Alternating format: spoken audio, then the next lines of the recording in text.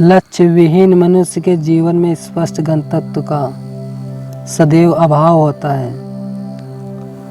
लक्ष्य रहित जीवन में किसी भी प्रकार की सार्थकता नहीं होती।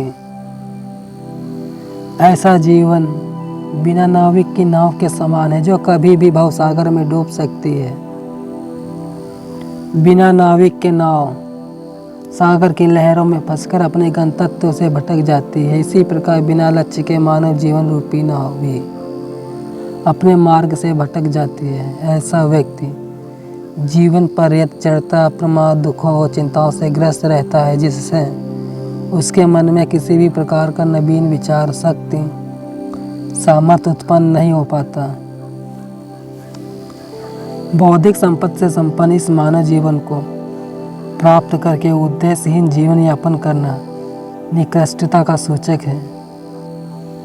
लक्ष्य जीवन को एक दिशा और दृष्टिकोण प्रदान करता है, परंतु लक्ष्य शून्य जीवन की दिशा दशा बिगाड़ जाती है। ऐसे जीवन में सिर्फ जड़ता, भटकाव ही रह जाता है। उत्कृष्ट जीवन जीना एक कला है। लक्ष्यहीन मनुष्य इस कला से सदैव अनभिज्ञ रहता है, जिसके परिणाम स्वरूप वह जीवन में किसी भी प्रकार की नवीनता, उपलब्धि और ऊर्जा को प्राप्त नहीं कर सकता। जीवन का निर्धारित लक्ष्य मनुष्य को मानसिक और शारीरिक रूप से सक्रिय और पुरुषार्थी बनाता है,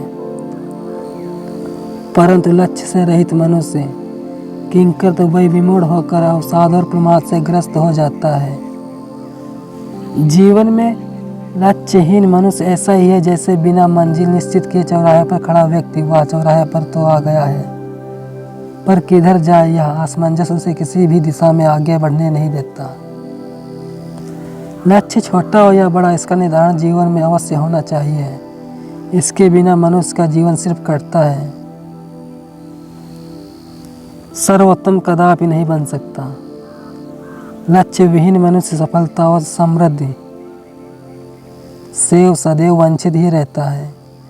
ऐसा व्यक्ति अपने अंतःकरण में विद्वान, सुस्त अवस्था में पड़ी योग्यता का परिष्कार करने में समर्थ नहीं होता।